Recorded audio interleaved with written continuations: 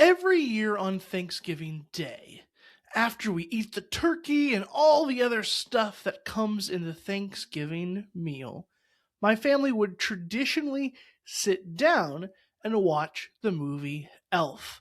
This would kick on the Christmas season. This would be kind of the first real sign of Christmas has begun because now Thanksgiving is over, even though it's still technically the same day as Thanksgiving. Elf was our movie because it was just an enjoyable family comedy. And yeah, I've watched it uh, quite a few times over the years, and I definitely remember a lot of lines and can probably recite more of that movie than I care to admit. But one of the things that's so compelling about the movie is this central character, Buddy the Elf, played by Will Ferrell, who is a very kind of optimistic, childlike person as he interacts in the real world, in New York City. He comes to life with a joy that is contagious, and that is a part of the plot of the movie, where some people who aren't quite as happy and joyful as him soon become like that. He changes people around him, infects them with his positive attitude and his joy. Now, in this movie, this world that Buddy the Elf comes from, he was trained by the Code of the Elves. And the Code of the Elves has these 3 rules, and that says following. Number 1, treat every day like Christmas. Christmas, joyful time, obviously very important to elves. Rule number 2, there's room for everyone on the nice list. Again, it's an attitude that treats everybody as a potential to be a better person. They could potentially be on the nice list. And number 3, the best way to spread Christmas cheer is singing loud for all to hear. Now, that's an important one for the climax of the film. I don't know if I can legally spoil the film for you. If you haven't seen it, it's been out quite some time. You should take a look. I'll just leave it at that. But all of that Code of the Elves shapes how Buddy the Elf sees the world. He is trained to view every day like Christmas, that everybody has that potential to be on the nice list, and that to spread this Christmas cheer, sing loud for everybody to hear. All of that makes Buddy the Elf a joyful person. And, well, there's a lot of things about him that maybe we shouldn't mimic as everyday people going through the quote-unquote real world. There is that infectious joy that I think we do need to take note of. Elf, the movie, the character represents joy in a really profound, interesting way that I think Christians should take note of. Yes, that's right. We need to cultivate joy, kind of like him, because joy is ultimately resistance in a pessimistic culture. In this world that we live in, so often pessimism can become this idol, this thing that kind of becomes this brand of a lot of people, of complaining about the world, of pointing out all the things that are wrong. And to be sure, we do a lot of pointing out what's wrong on this very show. We're Christianity without compromise, and we have to name the compromises before we get to the good stuff, the Jesus-centered way. But, as I'm going to argue today, Christians need to be way more focused on being people of joy, which doesn't exclude being realists. It doesn't mean we have to, eat gum off of handrails like in the movie Buddy the Elf, or praise people for having the best coffee in the world. It doesn't mean that naivety, but there is a way to be a Christ-centered, joyful person in the world that is ultimately going to be our best tool against a culture that tells us to kind of do otherwise. Welcome to Christianity Without Compromise. I'm your host, Jake Doberenz, and in each episode we focus on Jesus alone, and not the other idols we put in his place. Now let's start smashing those idols. Now, let's name some elements of our world today, our culture today, especially kind of Western culture. As much as we talk about these being developed cultures and being so advanced and all of that, what's pretty clear is we have an epidemic of some not so great attitudes.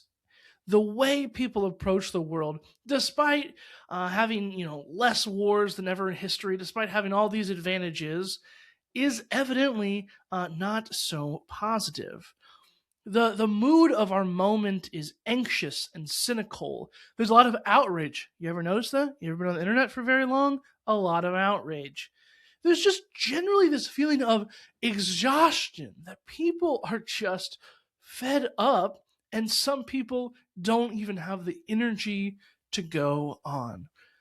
We can blame social media and phones and technology galore, and to be fair, a lot of that exacerbates the kinds of things that's going on. But it is truly a cultural phenomenon that our world is just a bit pessimistic. We're just a little bit too leaning into the realism that a lot of that ends up being a lot of negativity. People aren't so happy about the state of the world. Now, Christians fall into some of these traps too, okay? Faith is so often framed as perpetual alarm. Oh no, this thing is happening. This law might not favor Christians as much as this. This large corporation made this move that isn't exactly in line with my Judeo Christian values. There's a lot of this idea of everything is perceived as a threat. Again, that comes back to that anxiety, that cynicism, that us versus them attitude that makes everything happening in the world seem so bad. So many people are asking these questions about, what are these threats to Christians? What in the world is going to hamper my faith or something? And we adopt a combative attitude to try to stop all those things instead of asking maybe some more important questions. And this is the culture war mindset, right? We talk about that a lot on this show. The culture wars, which is this framing that says everything's us versus them. Right? Everything is reduced to winning and losing and efficiency and leverage and outcomes and whatever. We use this ward terminology. We use some kind of business-like principles to optimize everything to be in our best Christian outcome. An outcome that we define often based on Christian ideals that date back to like the 1950s and things that maybe weren't actually historic Christian ideas that were worth dying on hills for, but whatever. I digress. We've been doing a lot of critiquing of those different culture war things in this last year on Christianity Without Compromise, and we're going to do it for the years to come. So go check out all those other episodes for specifics. But the culture war mindset tells Christians, again, everything's a war. And so we look at ways to fight. And fighting means we got to be a little cynical. We got to be a little bit quick to point out all that's bad about the world so that we can improve it. We got to focus on everything that's not quite going our way. The culture war mindset gives us a persecution complex because any slight is perceived as some kind of threat. Remember when Starbucks took, Merry Christmas off their cups and just had a general holiday design, and everybody got so upset as if that was some kind of slight against Christians, as if they were trying to stick it to the believers kind of thing. Well, that's an example of that culture war mindset that has infected us. Now, against all these things, the right approach against a pessimistic world, I'm going to argue, is going to be joy. Because joy doesn't fit in a war strategy. We think of that as joy as something for celebrations at the end after we've already won the war and taken back the nation and every single law and every single policy, every single person lines up to what we want. But no, I'm arguing that joy is a strategy right now. It doesn't just need to be reserved for a celebration at the end. Another thing about joy is it can't quite be optimized and calculated in the way we want to do it when we frame everything like a war where we got to move pieces on a table and support this front and that front and view everything like some kind of great big challenge. Now, joy refuses to play by all those rules. Joy is different. It might feel irresponsible in a pessimistic, cynical world that we live in, but that's why joy is one of the best tools Christians can use to resist that world.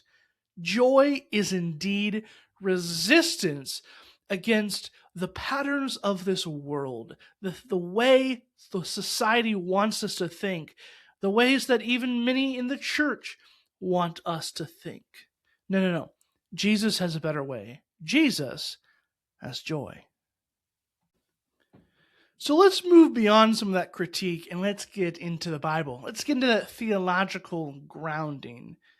And to do that, I want to be clear that joy is not just an emotion. It's a total tour de force against a negative experience in and of the world. Again, joy is resistance.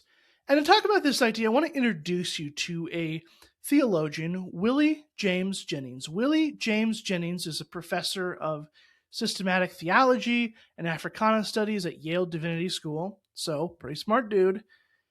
And he offers what I think is a really good description of joy as resistance. So, in this interview with Miroslav Volf, he says, and I quote, "I look at joy as an act of resistance against despair and its forces. Joy, in that regard, is a work that can become a state, that can become a way of life."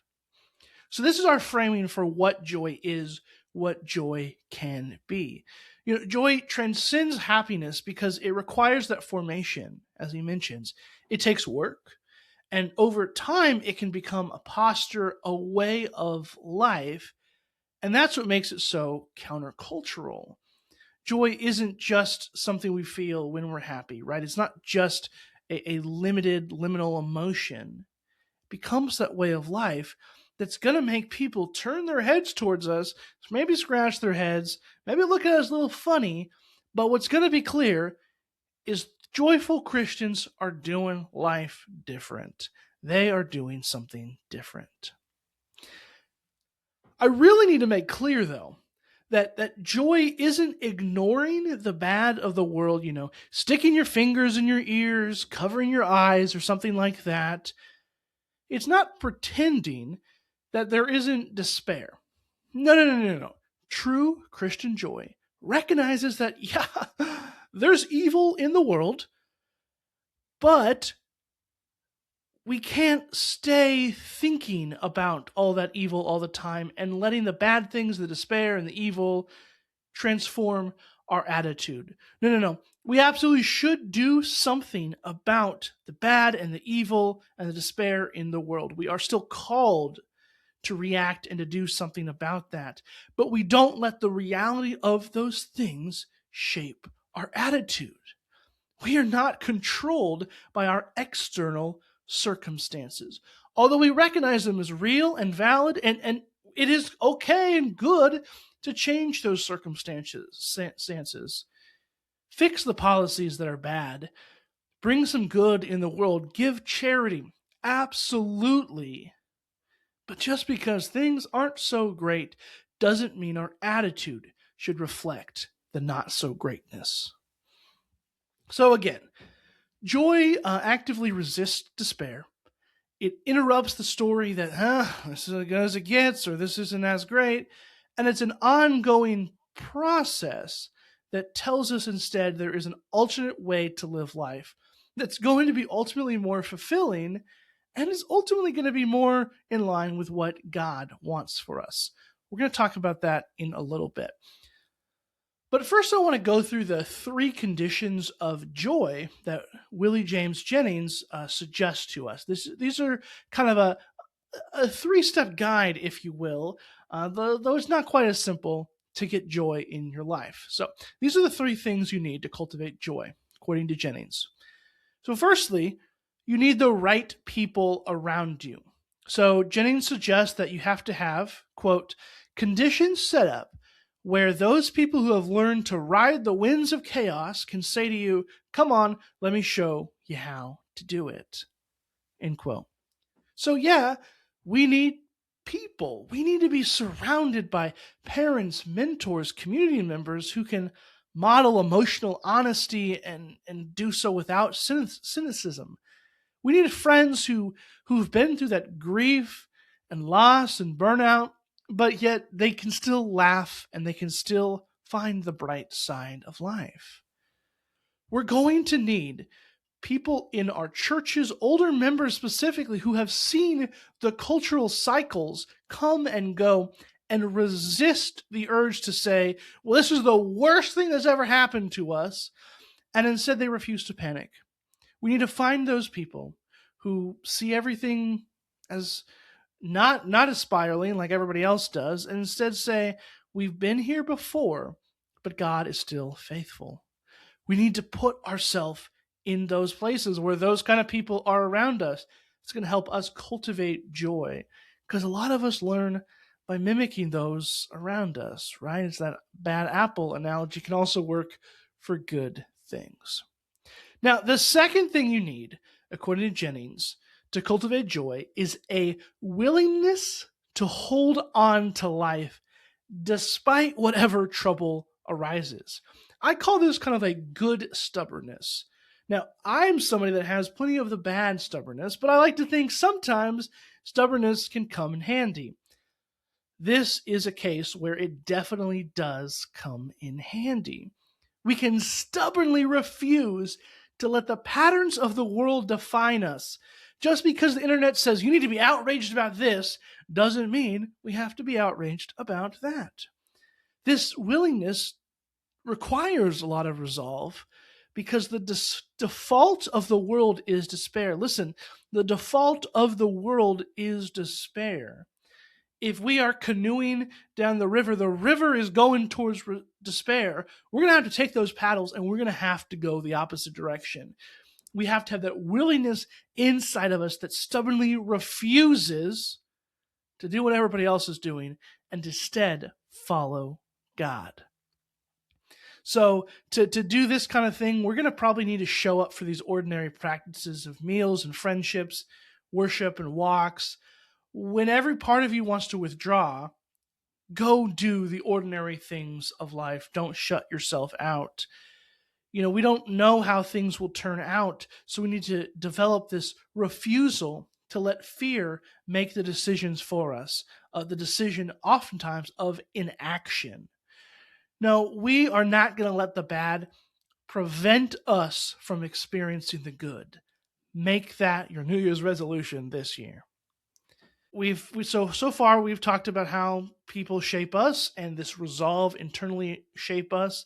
Thirdly, we need to get into the right spaces and be a part of the right rituals that produce joy in you. Liturgy shapes us, rhythm shapes us, and we need a space of joy that's marked by joyous infection, where the space has claimed you as its own, where you are intricately a part of that space.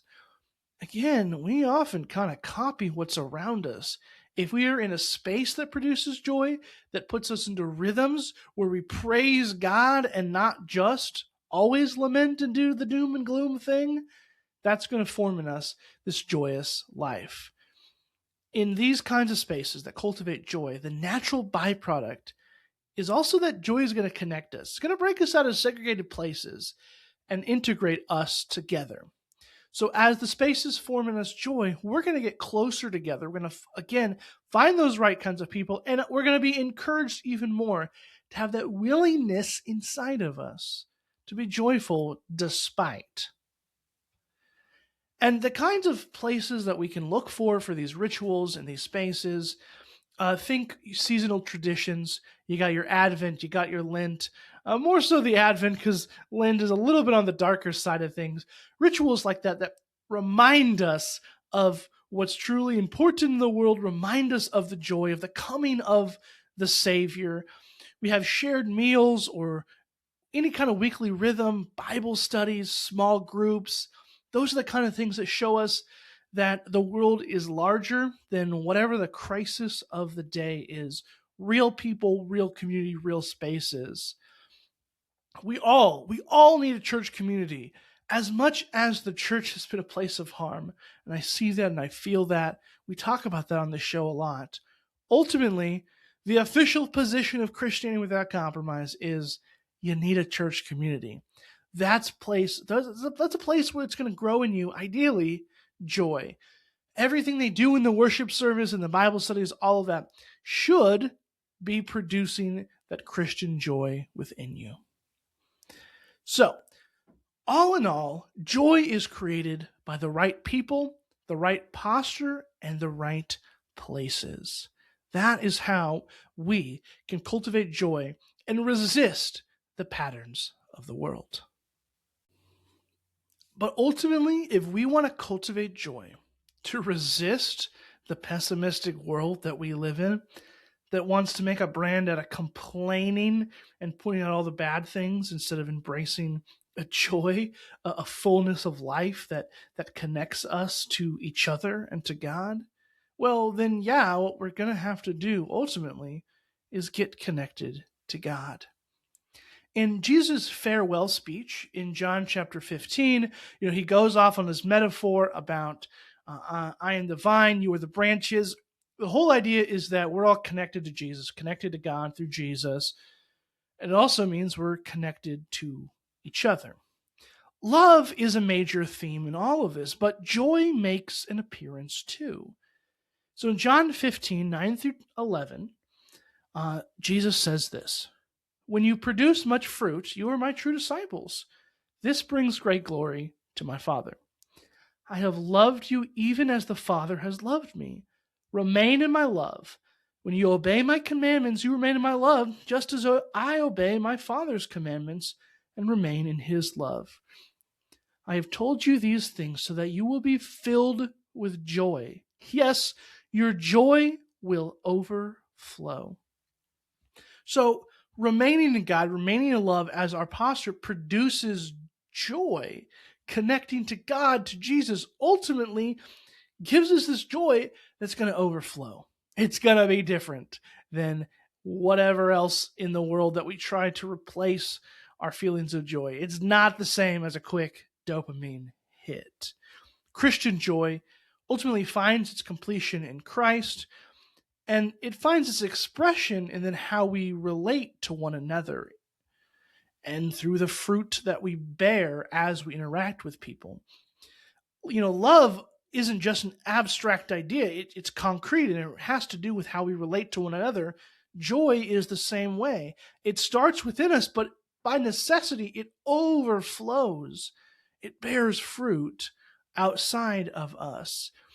And we're branches on the vine here, and we're supposed to be bearing that kind of fruit.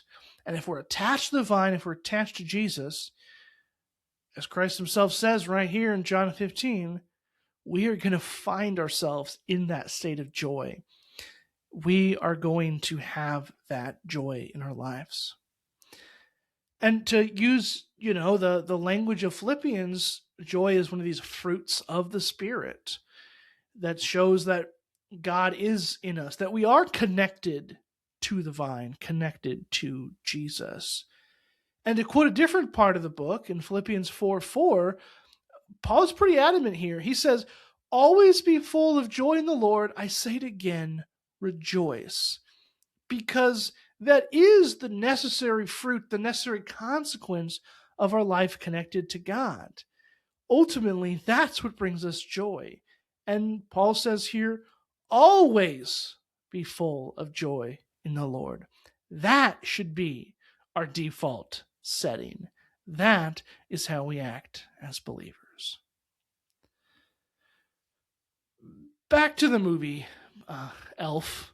When Buddy the Elf goes through the world, experiences life in the real world, things aren't always as happy and joyous as he would have wanted.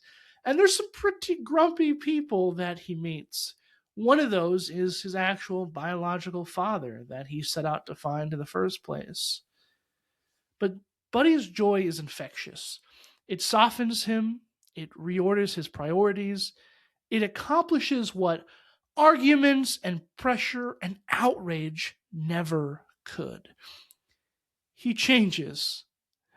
In the end, he is a different person because of that joy. Friends, I got a couple degrees in Bible. I love me the smart stuff. I am a nerd fully. I admit that. But knowing all the right things, all the right knowledge, the arguments, the best ways to kind of prove one over on you kind of thing, none of that is actually legitimately going to change people. Joy is one of those things that does. Joy, this result of our connection to Jesus, that's going to change people. That's going to make the world a better place. We do not make the world a better place through the culture war stuff. We don't have to fight. We don't have to view everybody else as our enemy. For sure. As much it depends on you, change what you can in your environment to make the world a little bit of a better place. But ultimately, if we want to see societal change, it's going to happen through things like joy. Joy is resistant against the dominant, anxious and pessimistic and outrage-fueled culture that we live in. Joy is different. So my invitation for all of us today is to practice joy, to choose rhythms and liturgies in our life that cultivate joy, to be in the right communal spaces that cultivate joy, and to refuse to let outrage have the final word. Christians, we should be people known by our joy and not by how angry we are or how much we can, slam dunk on people on the internet. No, that's probably not the best reputation to have. So joy is not going to win culture wars, but it's going to change people.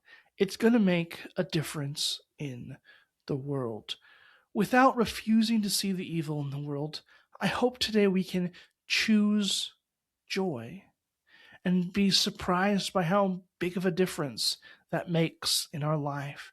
We've gone through these several ways to practice the joy, to put that, to cultivate that into our lives. And I pray that we can all reflect on that into the new year and into whenever else in time and space that you are listening to this podcast. I want to end with this question that I think we all need to really wrestle with. And that's, what would it look like if we took joy seriously as an act of allegiance to Jesus?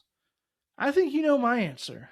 I think it's going to look pretty great if we actually do what we are supposed to do as Christians and learn to choose joy as resistance against the patterns of this world. Thank you for listening to Christianity Without Compromise. We just had a great episode, and I encourage you to put into practice the wisdom and advice that you received. Please subscribe to the podcast and newsletter at jakedoberenz.substack.com. That way, right in your inbox, every Tuesday you'll receive the new episode, and on Fridays you'll receive a newsletter written by me that tells a funny or interesting story with a spiritual point. This episode was recorded by me, Jake Doberenz, in conjunction with Theophany Media, my podcast production company.